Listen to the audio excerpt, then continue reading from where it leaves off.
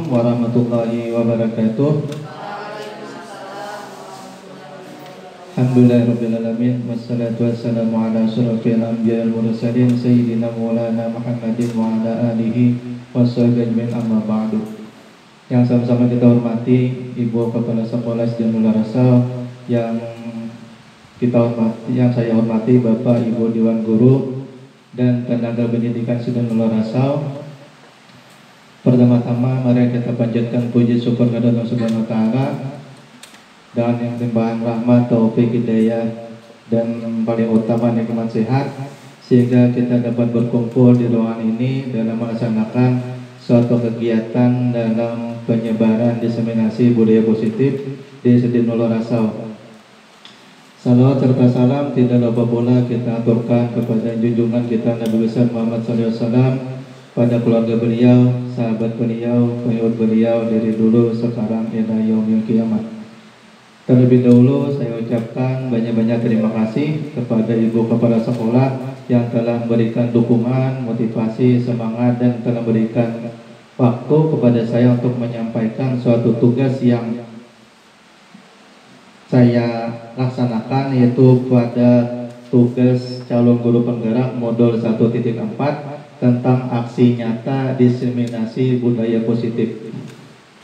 Dan saya ucapkan juga terima kasih pada Bapak Ibu Dewan Guru dan tenaga pendidikan yang telah meluangkan waktunya untuk bisa berhadir pada kegiatan kita kali ini. Baik, langsung saja, ini adalah modul yang saya kerjakan pada tugas calon guru penggerak, tugas terakhir dari modul 1.4, yaitu aksi nyata diseminasi budaya positif. Terlebih dahulu sebelum memasuki kepada materinya, terlebih dahulu kita senyum selama 30 detik. Mungkin bisa saling berhadapan antar kawan. Nah, mungkin kita laksanakan yaitu selama 30 detik senyum. Jadi pesan kepada Ibu untuk saling bertatap muka atau saling berhadapan.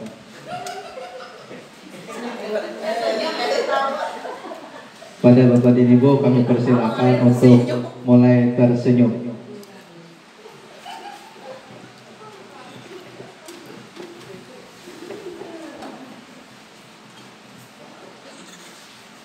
Terima kasih. Senyum adalah salah satu ekspresi yang sederhana, tapi dampaknya sangat luar biasa bagi kita sendiri. Karena senyum ini banyak manfaatnya, salah satunya itu meningkatkan kekebalan atau imun tubuh, dan juga meningkatkan suasana hati kita, yaitu lebih merasa bahagia. Karena bahagianya adalah salah satu obat yang paling mujarab. Di mall ada orang berjual, di permat ada berjual. Bahagia adalah obat yang paling mujarab. Dan senyum ini juga salah satu untuk meningkatkan hubungan sosial kepada orang lain. Nah, tapi kalau dalam agama, tabassum fi akhika sadaqah, senyum kepada orang lain itu merupakan sedekah. Nyaman jika kita mencari pahala, cukup tersenyum ya. Tapi jangan sampai tersenyum kepada tiang listrik, kepada orang lain. Ekspresi yang paling mudah kita laksanakan, tapi dampaknya sangat luar biasa. Senyum itu tidak hanya membuat kita bahagia, tapi membuat sinar juga pada dunia. Baik, selanjutnya, nah ini materinya, yaitu tentang diseminasi budaya positif di unit kerja kita, yaitu di SD Nurul Rasal. Apa itu diseminasi budaya positif? Yaitu suatu proses menyebarkan ide atau gagasan, nilai atau praktik budaya positif ke seluruh komponen sekolah, yaitu baik kepada guru, siswa, staf, hingga orang tua, termasuk juga kepada kepala sekolah. Kemudian yang kedua, menerapkan nilai-nilai positif dalam kehidupan sehari-hari di sekolah, baik dalam proses kegiatan belajar mengajar, baik secara berinteraksi kepada teman, kepada guru, maupun kepada orang lain, dan juga dalam kegiatan ekstrakurikuler, yaitu kegiatan di luar pada pembelajaran sekolah. Kemudian yang ketiga, menciptakan suasana belajar yang kondusif, yang nyaman, menyenangkan, bermakna, dan menginspiratif bagi seluruh warga sekolah, yang jelas berpihak kepada murid. Kemudian membudayakan atau membiasakan suatu perbuatan perilaku positif yang berkelanjutan sehingga menjadi bagian yang integral atau berkesinambungan dan merupakan identitas dari sekolah kita. Apabila sekolah kita menerapkan suatu budaya positif kepada anak didik kita, murid kita, dan juga kita pun juga harus menerapkan budaya positif. Jadi diseminasi ini merubah suatu perilaku kita dari budaya positif yang kita dapatkan pada hari ini supaya bisa bermanfaat baik kepada diri kita, kepada murid kita maupun kepada orang lain. Nah, sekarang kita sudah beberapa berganti kurikulum. Jadi ada beberapa paradigma baru yang sudah kita alami, yaitu pembelajaran dan paradigma baru. Pembelajaran dan paradigma baru atau kacamata atau dari sudut pandang baru, pendekatan baru yang dirancang berdasarkan prinsip pembelajaran yang terdiferensiasi.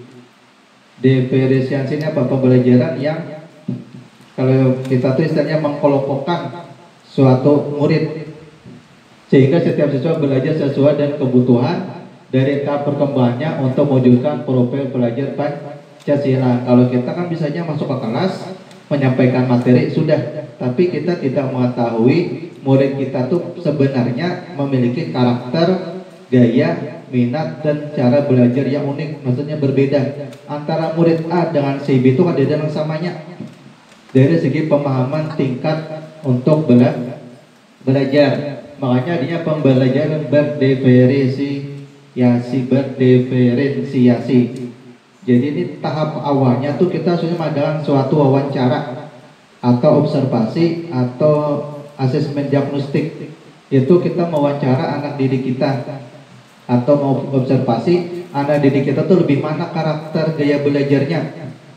Banyak terbaginya, ada visual, ada auditoria, kemudian ada kinestetik. Ada anak tuh yang ketujuh melihat gambar. Ada anak ketujuh anak tuh cuma membaca. Ada yang ketujuh anak tuh ketujuh berjalan. Nah, contohnya kan kayak di kelas 2 putra. Nah, putra tuh berarti kan dikategorikan dalam kelompok kinestetik. Kinestetik yang ketujuh aktif. Jadi dicarikan pembelajaran yang sesuai dengan ini. Mungkin dengan adanya suatu proyek misalnya atau kegiatan keterampilan. Nah, kalau yang ketujuh membaca, berarti banyak disiapkan dengan buku pelajaran. Atau yang ketujuh melihat gambar. Nah, kan kayak visual. Nah, itu berdiferensiasi. Jadi kalau kita sekarang ulunnya mengajar di kelas tuh buka buku suruh membaca. Padahal tidak semua murid itu ada yang bisa membaca. Jadi dan diferensiasi ini dikelompokkan sesuai dengan tingkat pemahaman mereka. Anak tuh sukanya apa, gaya belajarnya. Nah, itu harus kita observasi dulu. Kita lihati yang mana yang lebih dominan. Hanya kita carikan pembelajaran yang sesuai dengan anak didik kita tadi.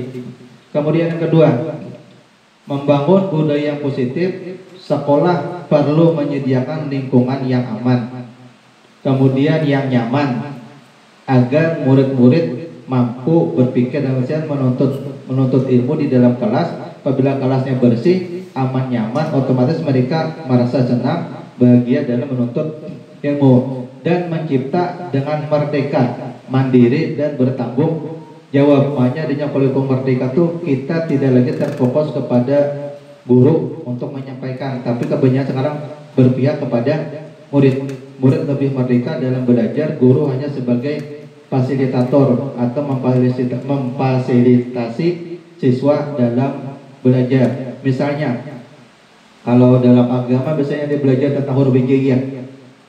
Jadi kalau bisa anak itu yang aktif, guru itu hanya cuma menuntut, membimbing, dan melihat cara kerjanya. Misalnya hari ini tadi ulun huruf hijaiyah tentang pelajaran harakat. Nah, jadi ulun perintah harakatnya, ulun suruh tempel sesuai dengan kolom yang ditentukan. Nah, itu berarti mereka yang aktif, bukan kita yang aktif. Kita tuh cuma duduknya melihat, menuntun, membimbing dan memantau ya.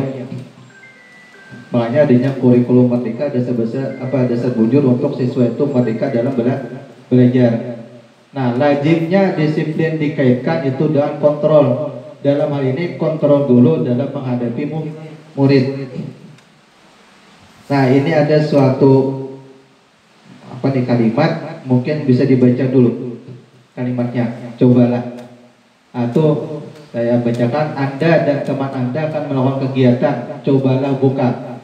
Anda adalah A. Tugas Anda adalah mengepal. Kalau bahasa kita itu menggenggam salah satu tangan Anda. Coba Anda bayangkan bahwa Anda menyimpan sesuatu yang sangat berharga di dalam kepalan tangan kita tadi. Anda perlu menjaga benda tersebut sekuat tenaga Anda karena begitu pentingnya untuk kehidupan Anda. Sedangkan tugas B yaitu rekan Anda adalah mencoba dengan segala cara untuk membuka kepala tangan Anda.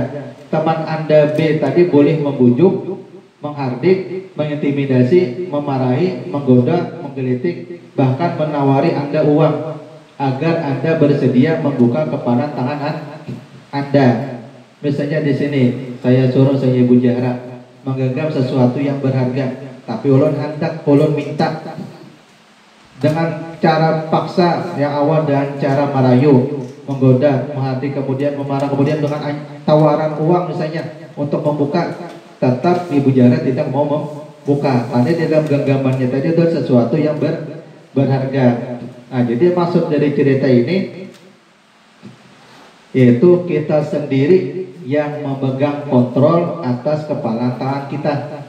Apa kita membuka atau menutup kepala tangan kita tadi bergantung pada diri kita masing-masing, sesuai dengan kebutuhan dasar kita saat itu.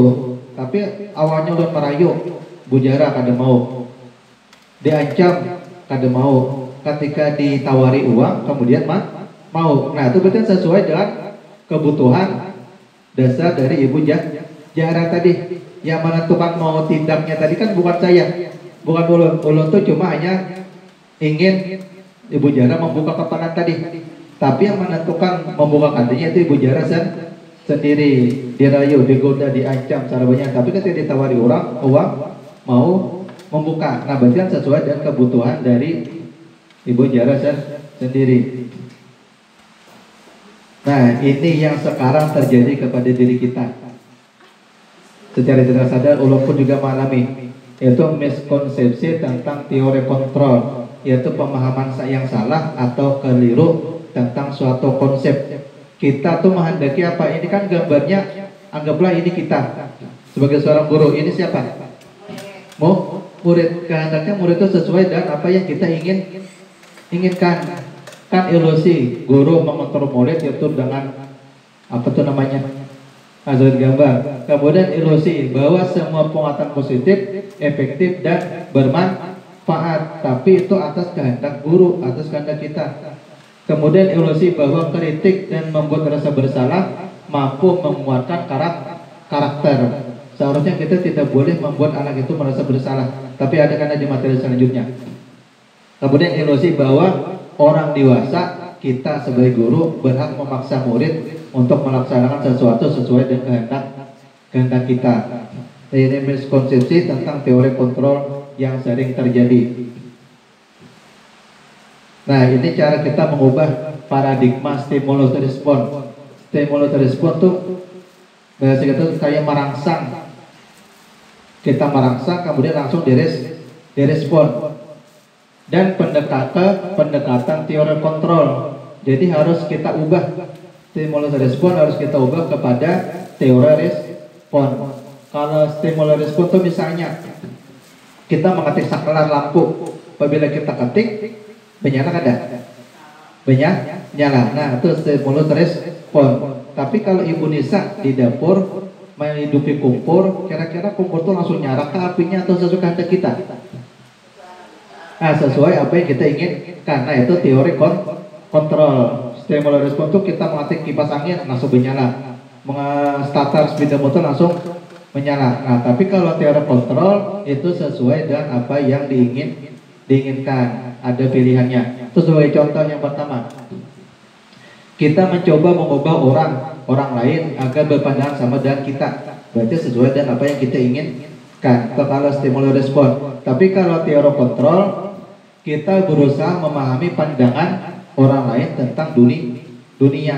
Berarti harus kita samakan dulu pandangan kita dan pandangan orang lain. Tidak harus orang lain itu sama dengan pandangan kita. Kemudian yang kedua, perilaku buruk dilihat sebagai suatu kesalahan. Banyak kita melihat anak didik kita, murid kita, ketika belajar berjalan. Nah, itu kita lihat sebagai suatu kesalahan. Termasuk saya sendiri sering menganggap anak murid itu ketika melakukan perbuatan yang negatif atau kurang, kita anggap itu suatu kesalahan karena kita masih stimulus respon. Tapi bila kita ubah ke dalam teori kontrol, semua perilaku yang dilakukan anak itu ada tujuannya. Ketika kita mengajar anak itu bertujuan berjalan, mengganggu kawan, nah mungkin ada tujuannya. Nah, itu karena ada pada materi selanjutnya. Kemudian yang ketiga, orang lain bisa mengontrol saya, termasuk murid tadi. Siapa yang mengontrolnya? Yaitu guru. Nah, pada kalau teori kontrol, hanya murid itu sendiri yang mengontrol dirinya, bukan orang lain. Karena yang sendiri yang memilih sesuai dengan kebutuhan yang diinginkannya tadi. Kemudian yang keempat, pemaksaan ada pada saat bujukan gagal. Tadi kan Tuhan contohkan merayu Ibu Jahra tadi ada akun. Padahal dengan cara yang lemah lembut. Ketika gagal, berulang kembali kepada suatu pemaksaan. Bisa sampai kepada ancaman. Kalau teori kontrolnya, yaitu adanya kolaborasi dan konsensus menciptakan pilihan-pilihan baru, yaitu saling berbagi pengalaman tadi. Kemudian yang terakhir, model berpikir menang atau kalah. Berarti ada yang diuntungkan dan ada yang dirugikan. Kalau teori kontrolnya, kita harus berpikir semuanya tidak ada yang dirugikan, yaitu semuanya diuntungkan. Nah, jadi kalau di sini stimulus respon yang sering kita lakukan, kalau bisa secara step by step, kita bertahap kita ubah menjadi teori kontrol. Nah, ini adalah salah satu tujuan pendidikan dari pemikiran Ki Hajar Dewantara, yaitu menuntun segala kodrat yang ada pada anak, pada murid, agar mereka dapat mencapai keselamatan dan kebahagiaan yang setinggi-tingginya, baik sebagai manusia maupun sebagai anggota masyarakat. Nah, oleh sebab itu pendidik hanya dapat menuntun tumbuhnya atau hidupnya kekuatan kodrat yang ada pada anak agar dapat memperbaiki lakunya, bukan dasarnya, bukan dasar hidupnya dan tumbuhnya kekuatan kodrat anak, yaitu kita hanya menuntun karakternya supaya memiliki karakter yang positif atau memiliki berbudi luhur yang baik, bukan kodratnya. Kalau yang dilahirkan sebagai laki-laki, maka kita tuntut sebagai laki-laki, jadi kita ubah kodratnya sebagai seorang perempuan, berarti kan kita tuntut sesuai dengan kodratnya. Kemudian selanjutnya, nah ini materi yang termasuk dalam budaya positif. Jadi seorang guru harus memiliki kemampuan dalam mewujudkan budaya positif di sekolah.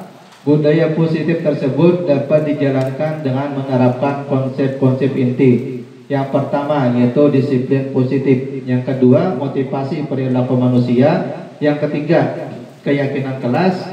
Yang keempat, kebutuhan dasar kita yaitu manusia. Yang kelima, posisi kontrol restitusi. Yang keenam, segitiga restitusi. Nah, ini materi yang pertama itu disiplin positif. Mungkin kita sudah tahu apa itu disiplin dulu. Mungkin ada yang jawab, Bujana, disiplin satu kata aja. Tepat waktu, pemawa. Ya, mentaati segala peraturan. Apalagi yang bisa jawabkan apa itu disiplin? Coba satu kata aja. Peraturan, tepat waktu.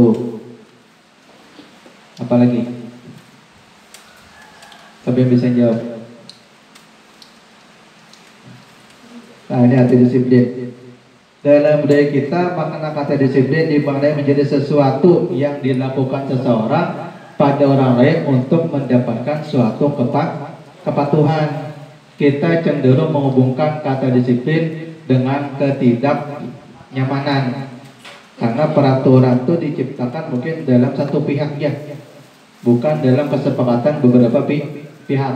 Nah, sebagai pendidik, tujuan kita adalah menciptakan anak-anak yang memiliki disiplin diri sehingga mereka bisa berperilaku dengan mengacu pada nilai-nilai kebijakan universal. Universal ini prinsip-prinsip norma yang diakui oleh agama maupun negara di seluruh dunia, kan secara umum. Nilai-nilainya itu secara umum diakui oleh baik agama yang berbeda maupun negara lain. Semuanya mengakui bahwasanya prinsip-prinsip norma tadi itu benar dan baik dan memiliki motivasi intrinsik bukan ekstrinsik. Nah, ini hanya dapat di pendidikan guru penggerak. Apa itu motivasi intrinsik? Ini sering kita melakukan tapi kita tidak tahu bahwa itu istilahnya. Jadi motivasi intrinsik itu apa? Dorongan yang ada langsung pada diri kita, bukan dari dorongan atau suruhan orang lain. Misal ketika kita mendengar orang azan, hati kita tergerak untuk salat. Kita di rumah mendengar HP berbunyi, ada telepon, tergerak langsung mengambil HP. Lain ketika orang azan sedang sambayangan, nah itu berarti motivasi ekstrinsik, yaitu adanya dorongan dari orang lain. Atau HP tadi berbunyi, misalnya HP Ibu Rahma berbunyi, Ibu Rahma mendengar tapi kan dia jangan hidin, kemudian ditagur Ibu Jannah, Bu Rahma HP pian berbunyi, hanya diambil. Nah itu karena ada dorongan, suruhan atau motivasi dari orang lain. Jadi kalau bisa tuh kita ciptakan anak didik kita tuh memiliki motivasi intrinsik, yaitu dengan suatu pembiasaan dulu. Pembiasaan yang sering dilakukan anak maka akan menjadi sesuatu yang motivasi intrinsik tadi, dorongan secara langsung tanpa adanya suruhan atau arahan dari orang lain. Nah, kemudian disiplin positif itu pendekatan positif tidaklah tentang anak atau peserta didik secara langsung, tetapi tentang diri dan cara kita sendiri, baik kita sebagai orang tua, baik kita sebagai guru atau sebagai orang dewasa, yang memberikan dampak dan pengaruh positif kepada anak atau peserta didik. Kemudian yang kedua, pendekatan disiplin positif merupakan kemampuan individual pendidik untuk mendidik peserta didik secara individual atau secara kelompok. Yang ketiga, pendekatan secara individual atau kelompok perlu mendapatkan dukungan dari kebijakan sekolah dan peran serta pemangku kepentingan sekolah, yaitu komponen sekolah tadi, baik kepala sekolah, baik guru, baik staf maupun orang tua siswa. Nah, ini nilai-nilai kebijakan universal. Nilai-nilai kebijakan itu banyak, tapi di sini artinya dulu nilai kebijakan adalah sifat-sifat positif manusia yang merupakan tujuan mulia yang ingin dicapai setiap individu. Nilai yang disepakati bersama, baik itu lintas bahasa, lintas suku, bangsa, agama maupun latar belakang. Kemudian contoh yaitu profil pelajar Pancasila. Pasti semua agama itu ingin meyakini Tuhannya masing-masing. Semua agama, semua negara itu pasti sepakat dah. Karena mungkin keyakinan itu urutan yang paling akhir atau urutan yang di bawahnya. Kemudian yang kedua yaitu mandiri. Tidak mungkin kita melakukan sesuatu tergantung kepada orang lain. Pasti juga ingin melakukan sendiri. Kemudian bernalar kritis, yaitu dapat kita memecahkan suatu masalah. Kadang mungkin selalunya dibantu oleh orang lain. Kalau anak kecil wajar karena makan disuapi ada bapak. Tapi kalau kita orang dewasa ada mungkin makan disuapi. Nah, kemudian yang keempat, berkebinekaan global, yaitu saling toleransi baik terhadap agama, suku maupun kepada orang lain. Yang kelima, bergotong royong, yaitu saling bekerja sama, saling tolong menolong. Yang keenam, kreatif, yaitu baik menciptakan suatu ide-ide baru atau gagasan-gagasan baru. Nah, kalau nilai-nilai kebajikan universal itu salah satu contohnya Beberapa contohnya yaitu yang pertama jujur, pasti semua orang ingin jujur. Kemudian saling menghormati, saling menghargai, tolong menolong, apalagi sopan, santun, ramah. Nah itu salah satu nilai-nilai kebajikan universal. Baik agama lain di negara lain pun sama juga menjunjung nilai-nilai kebijakan universal tadi. Nah kemudian materi yang selanjutnya yaitu motivasi perilaku manusia. Nah tentang disiplin positif dan nilai-nilai kebajikan universal mungkin ada yang ingin tanyakan atau ada yang belum jelas. Mungkin ada bapak ibu yang ditanyakan tentang disiplin positif atau nilai-nilai kebajikan universal.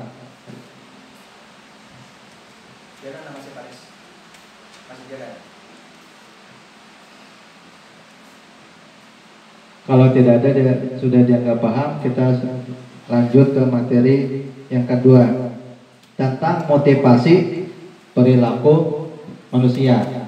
Motivasi itu adalah dorongan yang timbul pada diri seseorang baik secara sadar maupun tidak sadar untuk melakukan suatu tindakan dengan tujuan tertentu. Itu yang pertama, untuk menghindari ketidaknyamanan atau hukuman. Siapa yang kadang mengerjakan bapak ibu suruh berdiri, kira-kiranya termotivasi kadang mengerjakan? Pasti termotivasi. Kenapa? Karena ia takutan atau menghindari dari hukuman. Apabila nggak bisa membaca bapak ibu jamur ya, nah itu berarti kan dia takutan, sehingga dia termotivasi untuk mengerjakan karena menghindari ketidaknyamanan atau hukuman tadi. Kemudian yang kedua, untuk mendapatkan imbalan atau penghargaan dari orang lain. Siapa yang paling maju membawa kelereng pakai sendok maka dapat hadiah. Nah otomatis mereka termotivasi karena adanya imbalan atau penghargaan. Kemudian untuk menjadi orang yang mereka inginkan dan menghargai diri sendiri dengan nilai-nilai yang mereka percaya. Dengan mengerjakan suatu perbuatan tadi ada rasa bangga kepada diri mereka sendiri apabila mereka bisa mengerjakan, sehingga orang yang memerintahkan tadi juga merasa puas atau merasa senang. Nah ini salah satu motivasi yang harus ada pada diri kita, juga harus ada kepada murid kita. Tapi dihindari tentang ketidaknyamanan, hukuman, imbalan atau penghargaan. Tapi kalau apresiasi itu boleh sekadar untuk memancing motivasinya untuk rajin dalam belajar. Nah ini pendapat Gaji Dewantara. Kalau motivasi internal yaitu menciptakan disiplin positif dan sikap merdeka. Merdeka itu artinya tidak hanya terlepas dari perintah, akan tetapi juga cakap buat memerintah diri sendiri. Jadi kita bebas dari perintah orang lain, baik dari perintah agama, baik perintah dari Tuhan pun. Karena apa? Karena kita bangga merdeka. Hendak sambayang dasar kita apabila, berarti kan kita yang menentukan sendiri. Atau hendak puasa, atau hendak ada. Nah itu tergantung dari kita sendiri. Apa kita cakap memerintah diri sendiri atau tidak. Nah ini pendapat dari Ki Hajar Dewantara. Nah ini keyakinan sekolah atau kelas. Ulun belum lagi mengerjakan. Mungkin di kelas lain ada keyakinan kelas atau suatu kesepakatan kelas. Ibu Lina sudah mengerjakan yang kesepakatan kelas ditempel di dinding. Nah, kemudian apabila melanggar maka akan dapat poin yang bergantung akuat dari komputernya mana. Nah, keyakinan kelas adalah nilai-nilai yang universal tadi yang disepakati tanpa ada paksaan dan diyakini bersama, yang berasal dari penyatuan pikiran untuk menjadi nilai-nilai kebaikan dan dilaksanakan oleh seluruh warga kelas, guru, peserta murid. Kelas 1 berarti Ibu Rahmah melakukan kesepakatan kelas dengan siswanya. Kelas 2 Ibu Janah dan muridnya atau siswanya.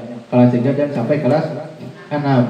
Ini seharusnya ada setiap kelas kita laksanakan itu tentang keyakinan atau kesepakatan kelas. Karena dengan adanya keyakinan kesepakatan kelas, anak itu memiliki arahan, ada memiliki arah tujuan yang harus mereka patuhi tadi.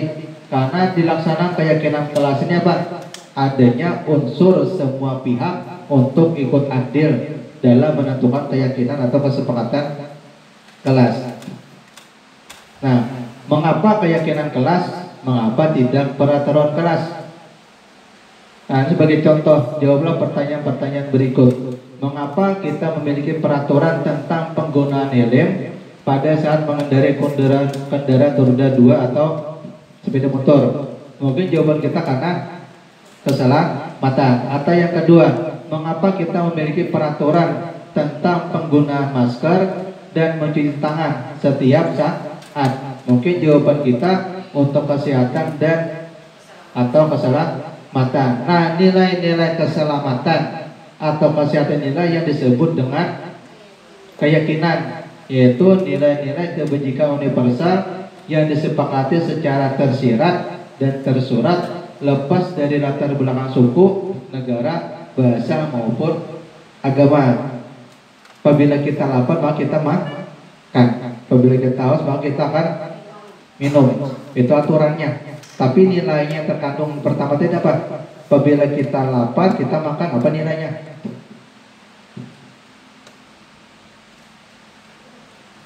Ayo. Apabila kita lapar kita makan. Tapi nilai yang terkandungnya itu kenyang. Apabila kita haus pasti kita minum. Itu kan aturannya. Apabila kita haus kita pasti minum. Tapi nilai terkandungnya yaitu menghilangkan dahaga, ya kan? Itu nilai yang terkandung dalam suatu peraturan yang ada di baik di sekolah maupun di luar. Sama sebagai contoh tadi, apabila kita bekerja kita pakai helm, itu kan peraturannya. Peraturan sudah ditentukan oleh daerah. Siapa yang bekerja maka pasti akan memakai helm, peraturannya. Tapi nilai-nilai yang terkandungnya yaitu kita menjaga keselamatan dan mana contohnya yang kedua tadi itu masker, mencuci tangan. Nah, itu aturannya oleh suatu daerah yang menentukan. Tapi nilai yang terkandung di dalamnya tadi itu adanya kesehatan atau keselamatan.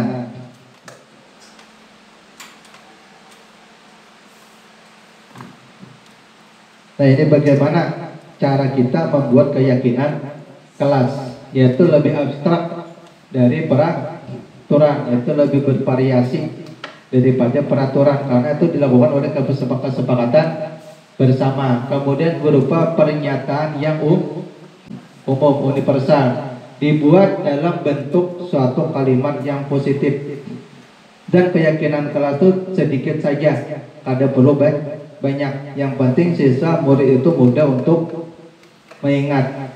Kemudian sesuai dengan kondisi kelas dan sekolah agar mudah diterapkan. Misalnya di kelas, jagalah kebersihan, saling menghormati, jangan mengolok-olok teman. Nah, itu kan salah satu keyakinan kelas.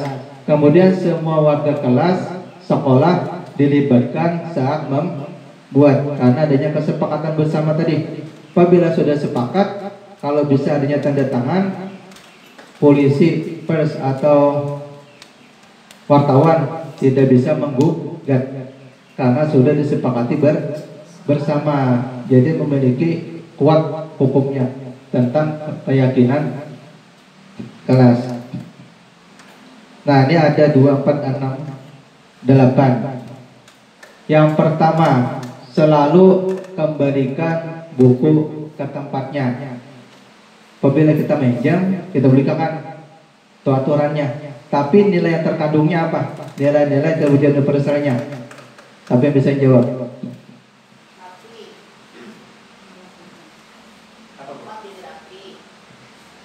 Selalu kembalikan buku ke tempatnya. Bertanggung jawab. Nah, itu salah satu nilai universal. Kemudian yang kedua, bergantian atau menunggu giliran. Apa nilainya? Ya, itu kan antri. nilai patuh atau disiplin atau sabar bisa. Kemudian yang ketiga, hadir di sekolah 15 menit sebelum pembelajaran dimulai. Apa nilai universalnya? Disiplin, patuh terhadap aturan. Kemudian yang keempat, dilarang melakukan kekerasan. Setiap negara pasti sudah melarang kita melakukan kekerasan, tapi nilai yang terkandungnya apa? Yaitu saling menghormati atau menghargai, gunakan masker, kesehatan, keamanan juga bisa. Dilarang mengganggu orang lain, saling menghormati. Dilarang menggunakan narkoba. Apa nilai? Iya, berbahaya. Nilai yang terkandung yaitu keselamatan atau kesehatan. Kemudian yang terakhir, jangan berlari di dalam kelas. Disiplin, saling menghargai atau menghormati. Nah, ini contoh nilai-nilainya. Selalu pemberian buku tempatnya, yaitu bertanggung jawab, menjam membuat kawan dibullykan, bergantian atau menunggu giliran, menghormati orang lain, bersabar atau disiplin. Hadir di sekolah 15 menit sebelum belajar dimulai, yaitu menghormati orang lain. Kemudian adanya komitmen juga termasuk di situ, itu disiplin. Dilarang melakukan kekerasan, yaitu keselamatan nilainya dan juga menghormati orang lain. Kemudian gunakan masker, yaitu kesehatan, keselamatan atau keamanan pada diri kita sendiri maupun kepada orang lain. Dilarang mengganggu orang lain. Nah, itu nilainya itu menghormati orang lain. Dilarang menggunakan narkoba, yaitu nilainya itu menjaga kesehatan. Jangan berlari di kelas, yaitu menjaga keselamatan, keamanan dan juga menghargai teman yang lain supaya tidak terganggu. Nah, ini prosesnya, prosedur. Langkah-langkah dalam pembentukan keyakinan sekolah atau kelas. Yang pertama, mempersilahkan warga sekolah atau murid-murid di kelas untuk bercurah pendapat tentang peraturan yang perlu disepakati di sekolah atau di kelas. Jadi harus ada kesepakatan keyakinan di kelas tadi yang menjadi aturan kelas tadi, yang kalau bisa tidak boleh untuk dilanggar. Apabila saya dilanggar itu ada konsekuensinya atau ada hukumannya. Kemudian yang kedua, pendapat murid tadi dicatat. Nah, semua masukan dari siswa tadi dicatat. Kemudian yang ketiga, susunlah keyakinan kelas tadi sesuai dengan langkah-langkah pembentukan keyakinan sekolah atau kelas. Yang keempat, kemudian ditinjau kembali pendapat murid tadi yang sudah dicatat, yang sudah disusun. Kemudian yang kelima, ditinjau ulang keyakinan sekolah kelas secara bersama-sama. Yang keenam, setelah keyakinan sekolah atau kelas selesai dibuat, maka semua warga kelas dipersilahkan meninjau ulang dan menyetujuinya, baik dengan menandatangani keyakinan sekolah atau kelas tersebut, termasuk guru dan semua warga atau murid. Yang ketujuh, keyakinan sekolah kelas selanjutnya bisa dilekatkan di dinding kelas di tempat yang mudah dilihat semua warga kelas. Kalau bisa lebih bagusnya lagi itu diulas spanduk kecil, jadi ditempel di kelas masing-masing. Jadi baik guru, murid tahu ada aturannya, bahwasanya di kelas sudah memiliki suatu kesepakatan keyakinan kelas yang harus dipatuhi, yang harus ditaati.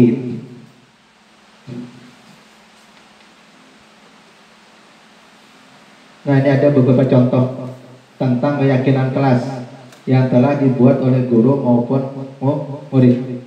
Yang pertama, kami saling menghormati dan menghargai perbedaan. Tapi kalau di kelas itu kan kalau sakit dibuat perbedaan, yaitu kami saling menghormati dan menghargai. Yang kedua, kami aktif dalam pembelajaran, jadi harus terfokus kepada pembelajaran. Jadi jangan bergaya, jangan berpandai atau bermainan. Kemudian yang ketiga, kami bertanggung jawab atas tugas dan perilaku kami.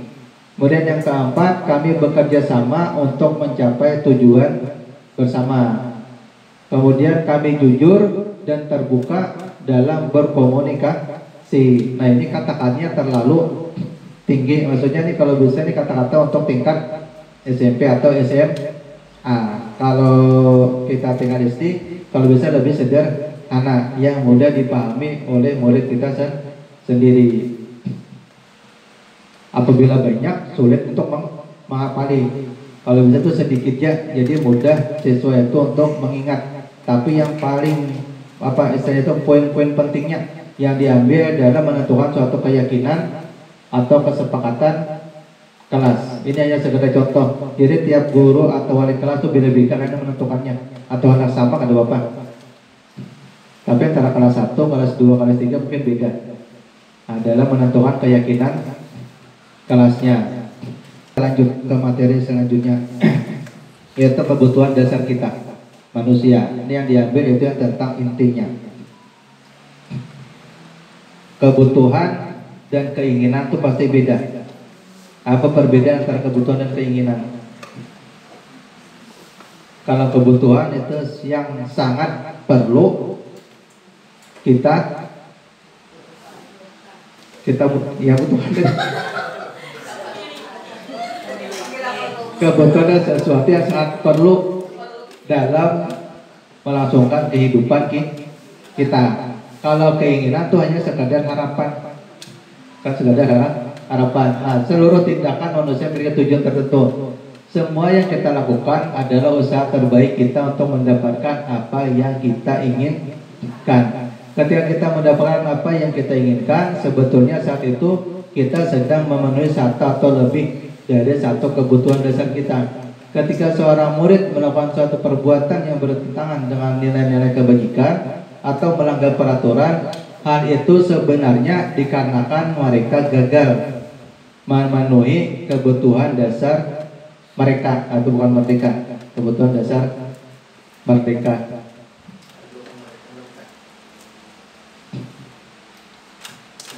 Nah, ini ada kebutuhan dasar manusia, itu yang ada 5. Yang pertama, survival, yaitu bertahan hidup, baik makan, minum, sandang, pangan, papan. Nah, itu kan kebutuhan pokok, makanya disebutkan kebutuhan. Yang kedua, yaitu adanya kasih sayang atau rasa ingin diterima. Atau yang ketiga, adanya penguasaan sesuatu yang kita miliki. Yang keempat, yaitu adanya kesenangan yang harus kita dapat. Yang kelima, yaitu adanya kebebasan. Yang pertama, kebutuhan bertahan hidup, yaitu berkaitan dengan sifat fisiologis, yaitu kebutuhan diri kita. Di antaranya makan, 3 hari kada makan kira-kira masuk OGD sama. Nah, tempat untuk berlindung, rumah, yaitu tempat untuk beristirahat. Kemudian adanya keamanan, membangun rumah tapi kada belawang, kira-kira aman kada? Nah, kemudian adanya kesehatan, yaitu menjaga pola makan atau pola yang lain terhadap diri kita sendiri maupun lain.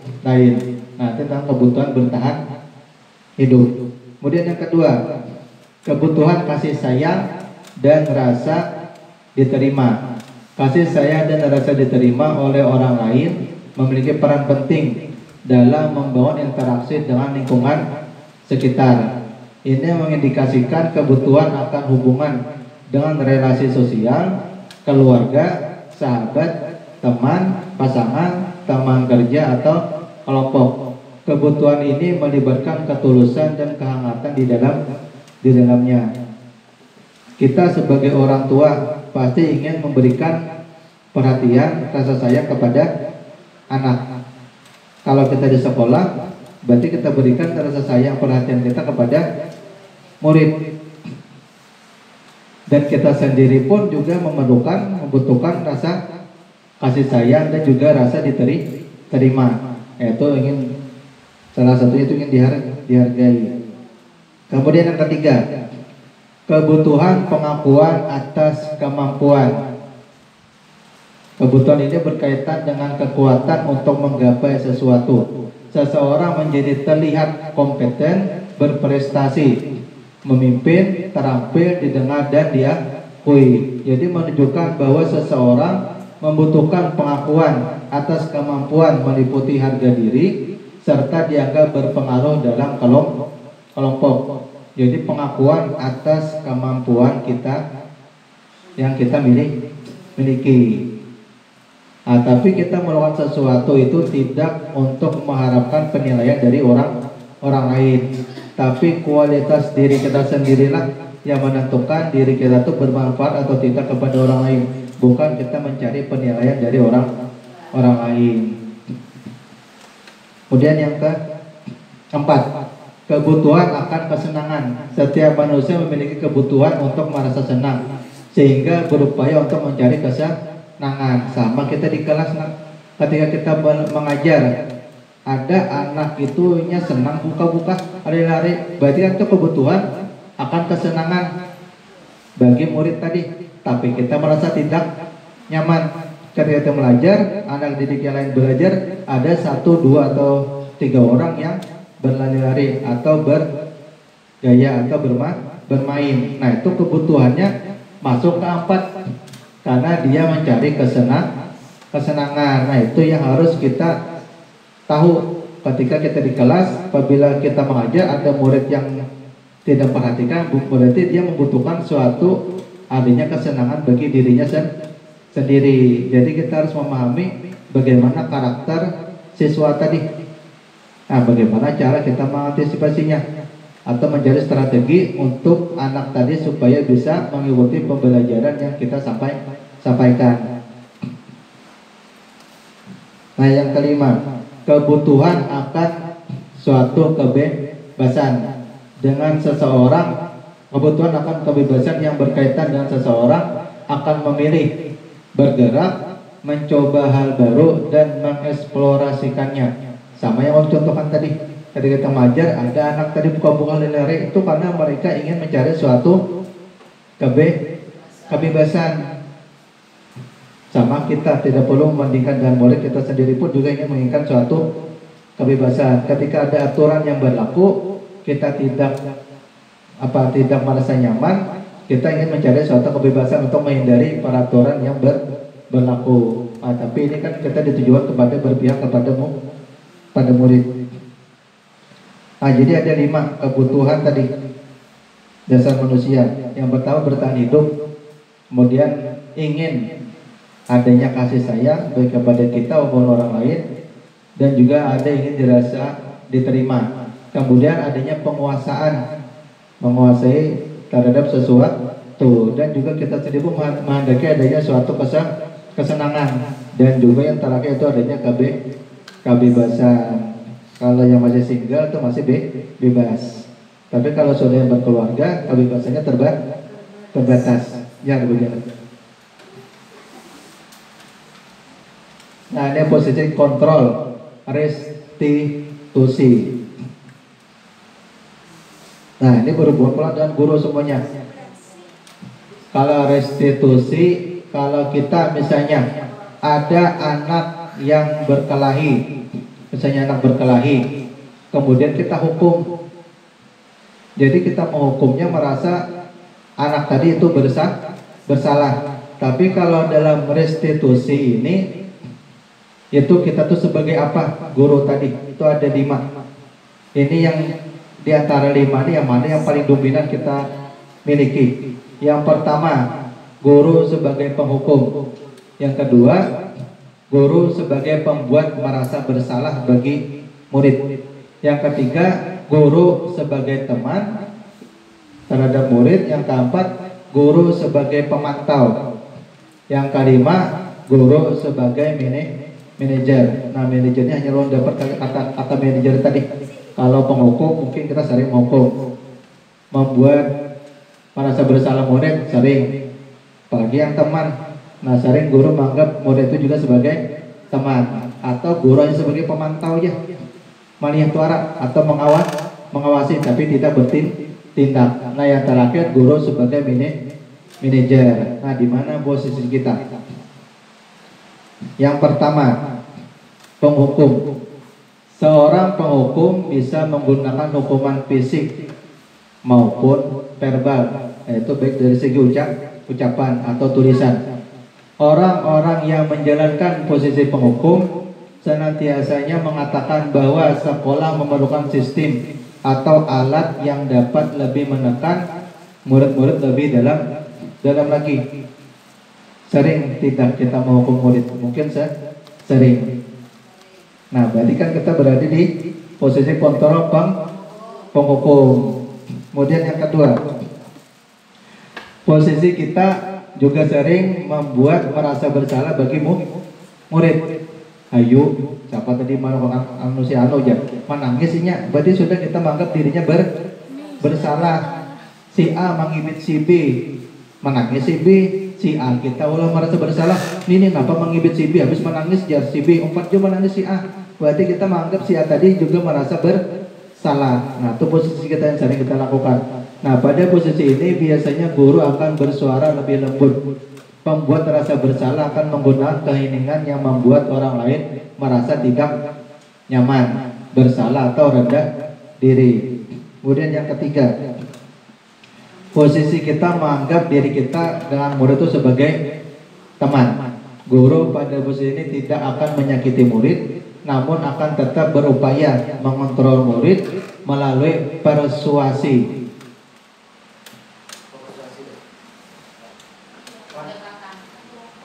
Yaitu dengan ajakan. Posisi teman pada guru bisa negatif ataupun positif, karena guru tadi dianggap teman oleh murid. Positif di sini berupa hubungan baik yang terjalin antara guru dan murid. Guru di posisi teman menggunakan hubungan baik dan humor untuk mempengaruhi seseorang. Tapi dalam posisi kita sebagai teman, ini ada sisi positif dan ada sisi negatif. Karena bila negatifnya mungkin karena dianggap sebagai teman guru tadi, jadi kebanyakannya anak murid kita tuh sangkah mereka. Kemudian yang keempat, posisi kita sebagai pemantau, berarti mengawasi. Pada saat kita mengawasi, kita bertanggung jawab atas perilaku orang-orang yang kita awasi. Posisi pemantau berdasarkan pada peraturan-peraturan dan konsekuensi. Dalam artian hanya sekedar memantau atau mengawasi, tapi tidak ada memberikan suatu tindakan atau solusi dalam permasalahan yang ada misalnya. Kemudian yang terakhir, nah posisi terakhir yaitu manajer. Posisi ini di mana guru berbuat sesuatu bersama dengan murid, mempersilahkan murid mempertanggungjawabkan perilakunya, mendukung murid agar dapat menemukan solusi atas permasalahannya sendiri. Nah, ini seharusnya kita berada, posisi kita tuh saja berada pada manajer. Jadi yang paling bagus itu manajer, yang kedua itu teman. Hanya pemantau, merasa bersalah, yang terakhir penghukum. Nah, ini mungkin ada suatu mendengar tentang manajer. Kalau manajer mungkin di kantornya. Nah, ternyata manajer itu dalam dunia pendidikan ini harus dimiliki oleh setiap guru, yaitu manajer. Posisi terakhir yaitu manajer yang harus ada pada diri kita sebagai guru. Apabila anak murid kita itu melakukan kesalahan, jangan kita anggap dia itu melakukan perbuatan yang tidak baik, tapi kita harus menemukan alasan dulu kenapa dia melakukan, kemudian menstabilkan dirinya supaya menghindari rasa bersalah, kemudian menentukan menyuruh membuat anak didik tadi untuk melakukan suatu tanggung jawab atas perbuatan yang dilakukannya. Nah, itu ada di materi selanjutnya. Nah, ini motivasinya jelas lah. Nah, itu ada 5. Yang warna merah itu Itu ada penghukum, pembuat orang merasa bersalah, teman, pemantau, dan manajer. Misal itu yang pertama, guru berbuat. Kalau penghukum itu pasti menghardik, menunjuk-nunjuk, atau menyakiti, atau menyindir. Kemudian guru sebagai pembuat orang bersalah, berceramah dan mengatakan seharusnya pian jangan kayak ini, ibu asa sopan aja, ibu asa kecewa. Nah itu berarti kan merasa murid itu bersalah. Kemudian anggap teman, membuatkan alasan-alasan untuk muridnya, atau sebagai pemantau, yaitu hanya sekedar menghitung dan mengukur tentang perbuatan yang dilakukan oleh murid. Nah kalau manajer itu mengajukan pertanyaan-pertanyaan yang positif. Nah itu ada contohnya. Nah kemudian selanjutnya guru berkata, kalau kamu tidak melakukannya awas ya, tunggu hukuman ibu saja. Nah itu berarti penghukum. Kalau guru berkata dari perkataan, kalau pembuat bersalah, kamu seharusnya sudah tahu ibu lapang sudah memadai. Nah tiap hari sudah memadai jadi ini aja. Nah itu merasa sesuatu tadi bersalah bagi dirinya. Atau sebagai teman, ayolah lakukan demi ibu, masa kamu tidak mau, ingat tidak ibu pernah bantu. Nah itu kan menganggap hubungan kita dan murid tadi merasa seperti teman. Kemudian pemantau, guru berkata apa peraturannya yang sudah disepakati tadi, kenapa tidak dilaksanakan. Nah kalau manajer, apa yang kita yakini, apa yang bisa kau kerjakan untuk memperbaiki masalah ini. Nah, mungkin menstabilkan keadaannya dulu, kemudian menentukan siswa tadi nilai mana yang dilanggarnya, kemudian menyuruh siswa tadi untuk bertanggung jawab atas perbuatan yang dilakukan. Nah kemudian hasilnya, apabila penghukum, maka akan memberontak, menyalahkan orang lain atau berbohong. Itu bagi muridnya. Pian tadi jangan mengambil duit si anu kok ada aja, pada ibu mengambil, tapi menyalahkan orang lain. Sebabkan kenapa? Karena guru tadi selalu menghukum. Kemudian pembuat bersalah, menyembunyikan atau menyangkal atau berbohong. Jadi kurang lebihnya dengan yang penghukum tadi. Kemudian yang ketiga, ketergantungan, karena dianggap guru tadi sebagai teman. Jadi bapak berlapor karena lawan guru tadi karena sudah dianggap sebagai teman. Kemudian yang pemantau, menyesuaikan diri bila diawasi. Mungkin ada guru sekarang kakinya, tapi ada guru berubahnya tindakannya. Nah itu kenapa? Karena menyesuaikan diri apabila diawasi. Mungkin ada guru ada bisa sapu aja, tapi kalau sudah guru datang mau berhemat mengambil sesapu, karena ingin diawasi. Nah kemudian yang manajer, kita menguatkan pribadinya, yaitu nilai karakter supaya tidak nilai-nilai kebajikan supaya diterapkan pada dirinya. Kemudian selanjutnya, atau mungkin bisa dibaca masing-masing dulu, tentang kaitan dengan dunia berkualitas. Murid berkata, dampak pada murid. Nah yang terakhir saya dampak pada murid. Apabila penghukum, maka akan mengulangi kesalahan. Pembuat orang merasa bersalah, maka akan merasa rendah diri. Sebagai teman lemah, tidak mandiri, selalu tergantung kepada guru. Yang pemantau menitik beratkan pada sanksi atau hadiah untuk dirinya. Yang manajer mengevaluasi bagaimana cara memperbaiki diri, yang mana yang kurang atau yang merasa ada hambatan, maka dicarikan solusi untuk memperbaiki. Nah ini sebagai contoh pernyataan-pernyataan siapa yang mengatakan, saya kecewa sekali dengan kamu.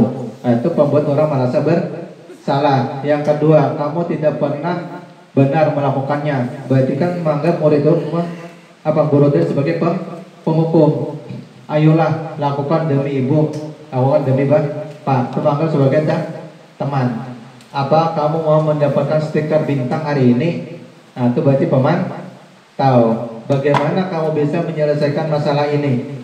Nah itu manajer, karena apabila dia berbuat, dia juga harus bertanggung jawab. Jadi mengajarkan kepada murid tadi itu rasa tanggung jawab. Kemudian terakhir, kamu selalu yang paling terakhir. Berarti kan adanya guru sebagai penghukum. Nah, ini materi yang terakhir tentang segitiga restitusi. Nah, segitiga restitusi itu sebuah pendekatan dalam mendisiplinkan anak atau siswa yang lebih fokus pada perbaikan daripada hukuman. Jadi kalau bisa kita menghindari hukuman. Pendekatan ini bertujuan untuk membantu murid tadi misalnya memahami dampak dari tindakannya dan memberikan kesempatan untuk memperbaiki kesalahan yang telah dilakukan. Jadi kalau hukuman dan restitusi kan hukuman itu kita berikan efek ada, baik efek jerah kepada murid. Kalau restitusi ini tidak menganggap murid itu merasa bersalah, tapi mencarikan solusi supaya murid tadi tidak melakukan atau mengulangi perbuatan yang dilakukan. Nah, ini restitusi tadi, mencari solusi. Nah, ini segitiga restitusi. Itu yang pertama, yaitu menstabilkan identitas, kemudian memvalidasi kebutuhan, kemudian menanyakan keyakinan. Nah, kalau menstabilkan identitas, setiap orang pasti pernah melakukan kesalahan. Kamu bukan satu-satunya yang pernah melakukan ini. Nah, ini menstabilkan identitas dilakukan untuk membantu individu untuk tenang dan kembali ke kondisi emosional yang stabil setelah melakukan kesalahan. Ketika dia melakukan kesalahan, jangan langsung diceramahi, jangan langsung ditakuni, jangan langsung diintimidasi misalnya. Tapi kita kembalikan dulu dia ke emosi yang stabil. Nah, kemudian berbuat salah itu hal yang manusiawi. Jadi biasanya katakan kita, kada bapak nakai pengen melakukan tadi, ibu kin suaju aja, bapak kin suaju bahari kayak itu. Nah, itu kan berarti menstabilkan identitas. Jadi anak tadi juga tidak merasa dirinya bersalah. Oh, bapak suaju sekalinya aja kayak ini. Nah, berarti dia sudah merasa stabil emosinya. Kemudian kita pasti bisa menyelesaikan permasalahan ini, tidak tertarik untuk mencari tahu siapa yang benar, siapa yang salah. Tapi ibu atau bapak lebih tertarik untuk menyelesaikan masalah. Kalau kamu menyalahkan dirimu sendiri terus menerus, apa kamu bersikap baik pada dirimu sendiri? Jadi menstabilkan emosi anak tadi, menstabilkan. Jangan kita takuni bayi mata supaya merasa bersalah, tidak. Tapi harus menstabilkan emosinya dulu. Apabila anak tadi misalnya di sekolah kita mengganggu, membuli kawan, jangan langsung kita ceramahi, kita sariki, jangan lagi bully kawan, jangan ini. Tapi kita kembalikan dulu dirinya kepada emosi yang stabil. Dan yang kedua, ini harus sesuai, kada boleh urutannya ada, segitiga restitusi ada urutannya. Yang tadi kan menstabilkan identitas, yang kedua yaitu validasi tindakan yang salah. Validasi tindakan yang salah dilakukan untuk membantu murid tadi memahami mengapa mereka melakukan tindakan tersebut. Nah, ini ada beberapa pertanyaannya. Kamu pasti punya alasan mengapa melakukannya. Apa yang penting bagi kamu misalnya? Kamu boleh tetap berusaha menjaga sikap itu, tapi tambahkan sikap yang lain atau yang baru. Maukah kamu belajar cara lain untuk mendapat yang kamu butuhkan tanpa harus memukul? Nah, ini validasi tindakan yang salah. Apabila sudah stabil, hanya kita takutnya tadi, baiklah nak, pian tadi menyambati kawan, kada gue aja. Nah, itu kan sudah memvalidasi tindakan yang salah. Berarti anak tadi mengakui bahwasanya dirinya salah, tapi harus stabilkan dulu emosinya tadi. Nah, kemudian bila sudah memvalidasi tindakan yang salah, nah hanya menanyakan keyakinan dilakukan untuk membantu murid tadi untuk merefleksikan nilai-nilai yang mereka anut dan bagaimana tindakan mereka sesuai atau tidak dengan nilai-nilai tersebut. Pian tadi menyambati si A anak inggih, Pak Elo nyambati si A, salah anak, salah Pak aja. Nah, salahnya di nilai mana? Ada menghargai kawan, Pak Elo, berarti kan tahu nilainya. Ya ini tadi apa nilai yang kita percaya di sekolah. Nah, anak mau sudah pian tahu, nah kan nilainya kada menghargai kawan. Selanjutnya kayak apa pian nak? Anu Pak ay, kayak napa dan lagi menyebut kawan ya.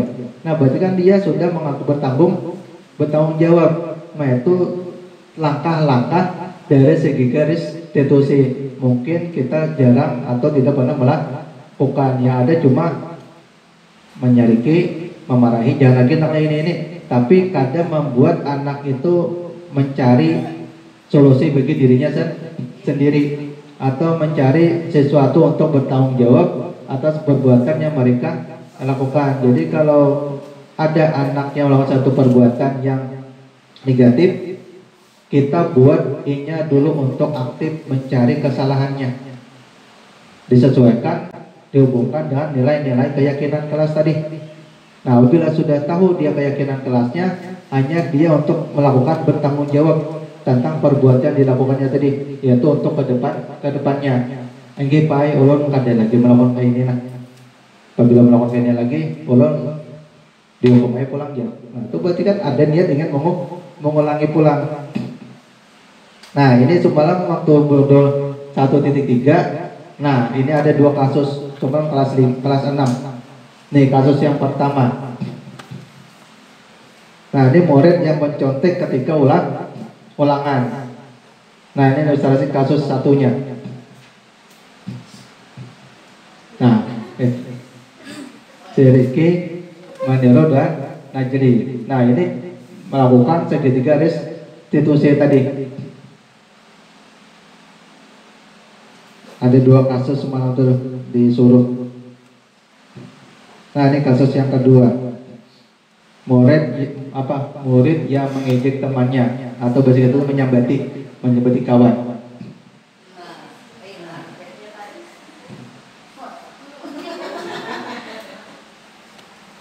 Kadang-kadang suaranya.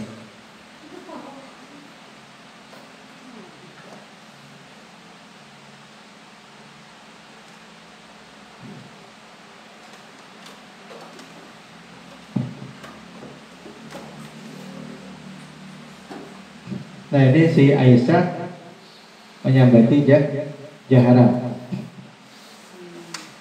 Nah, jadi ada tugasnya semalam.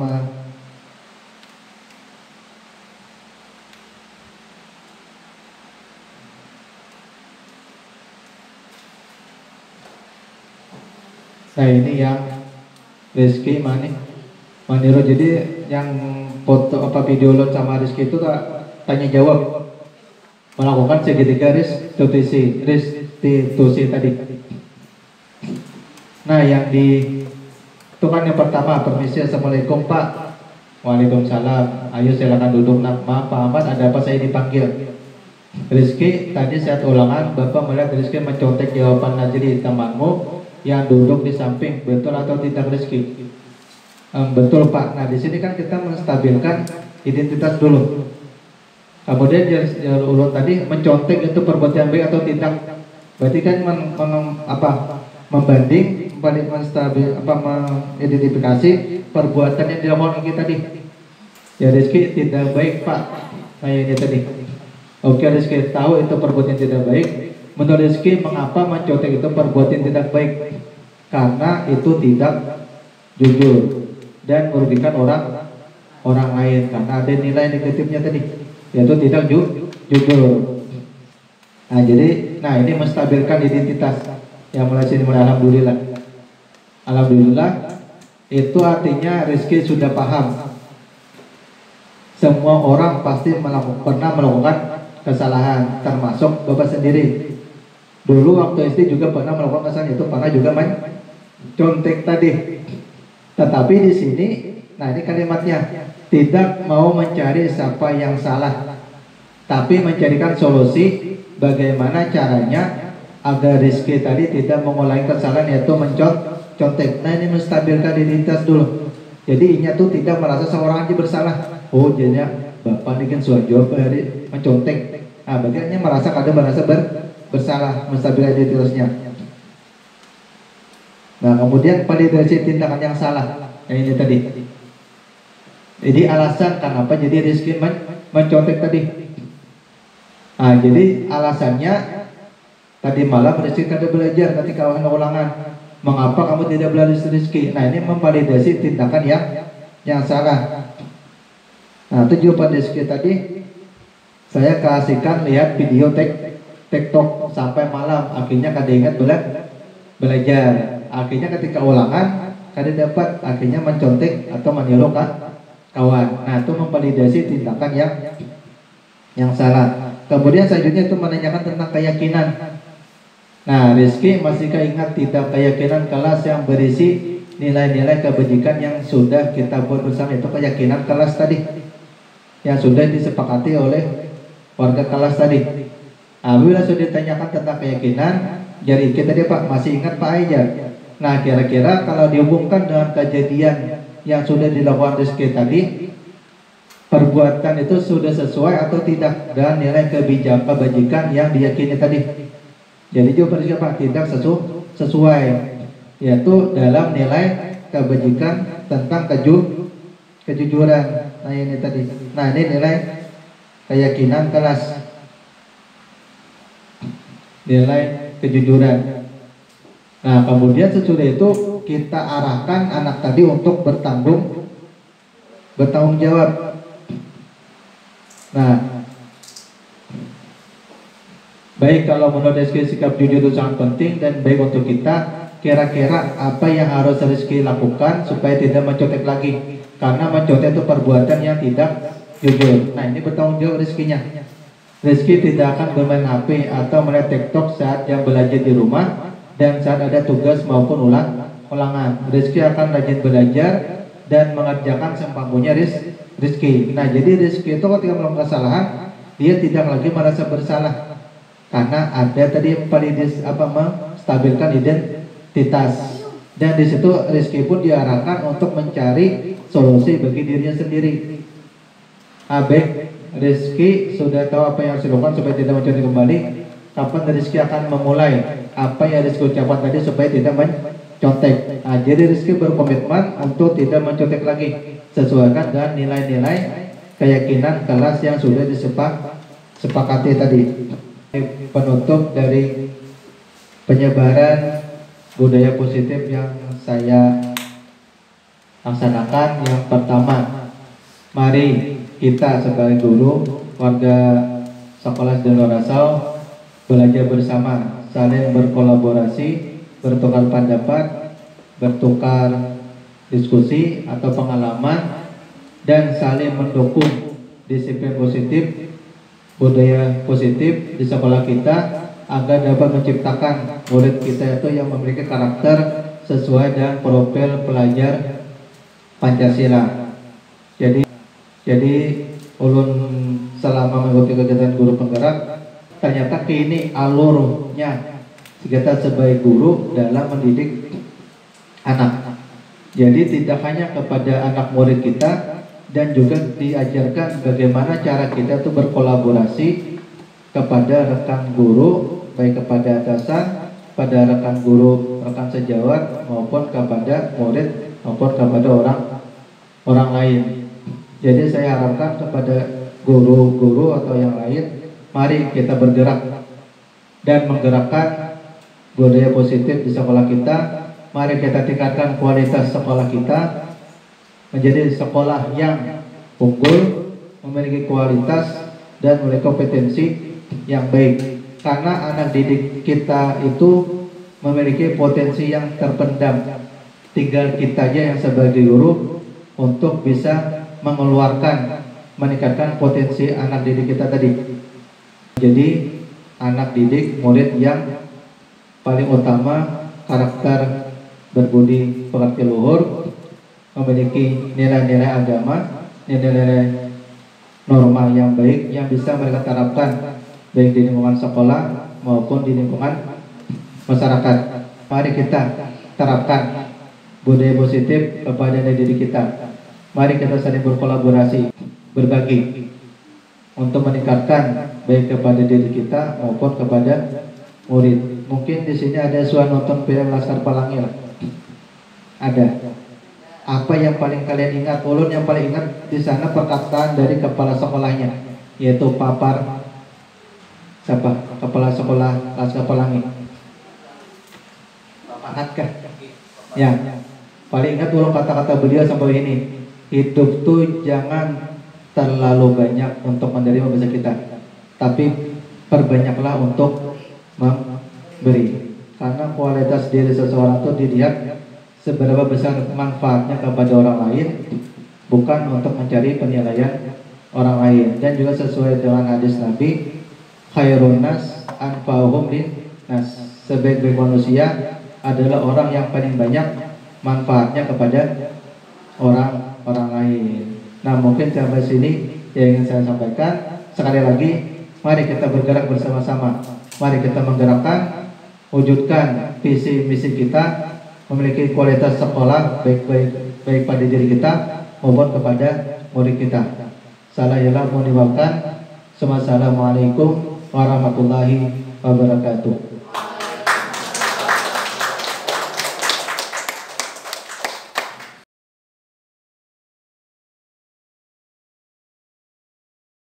Assalamualaikum warahmatullahi wabarakatuh. Waalaikumsalam warahmatullahi wabarakatuh.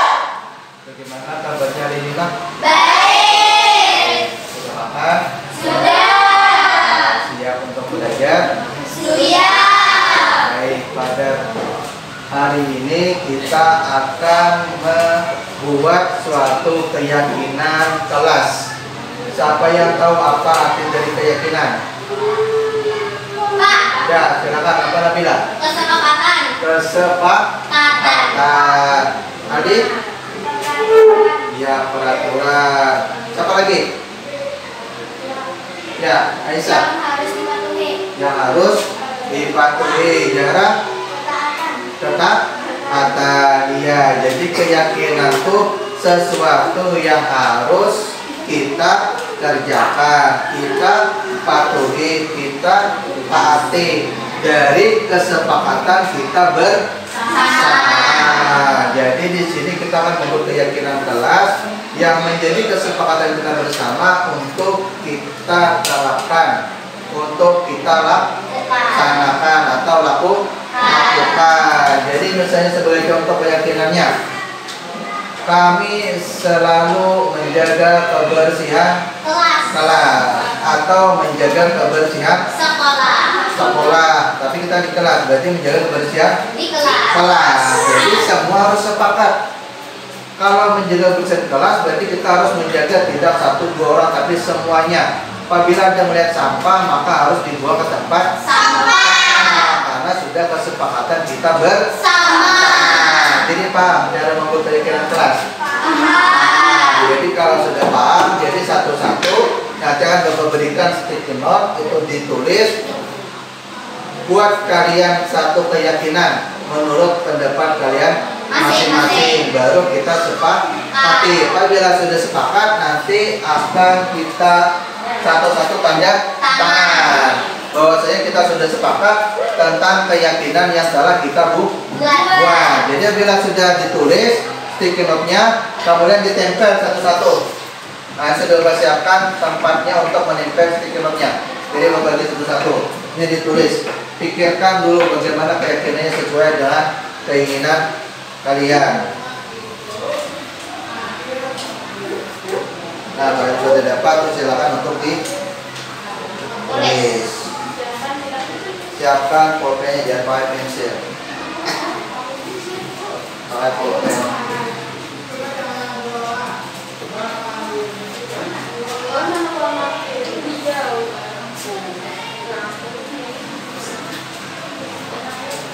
Ya, ya.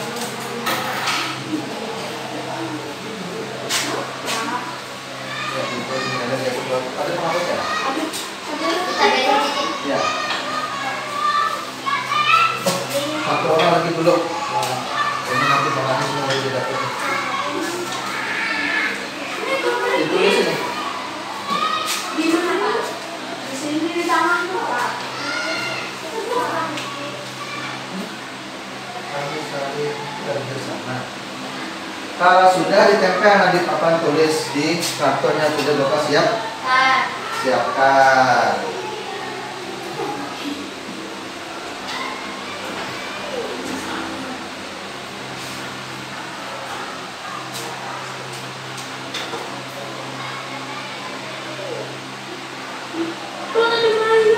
Ke bawah, turun ke bawah.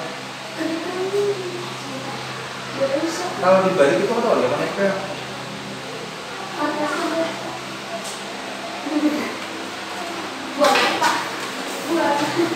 kelihatan di video. Kayaknya Pak. Ya kalau sudah silakan tempel ke depan. Ya satu-satu dong, jangan giliran dulu. Ya silakan dulu. Tempel di sini. Ya. Sudah dulu, kalau sudah dulu. Terus.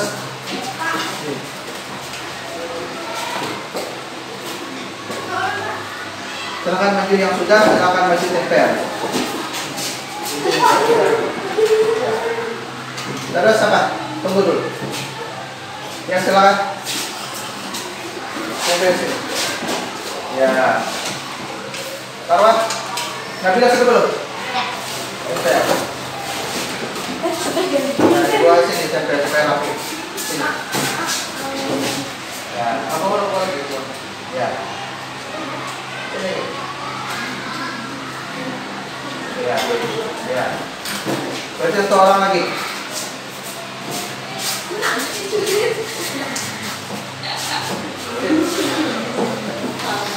Ya.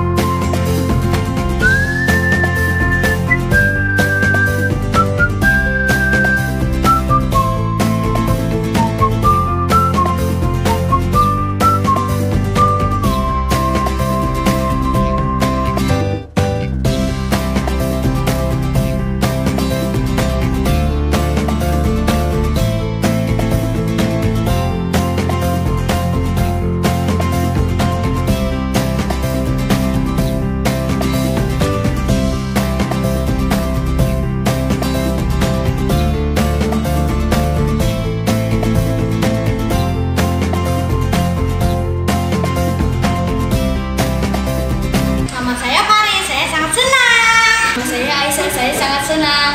Hai, nama saya Nadine, saya sangat senang.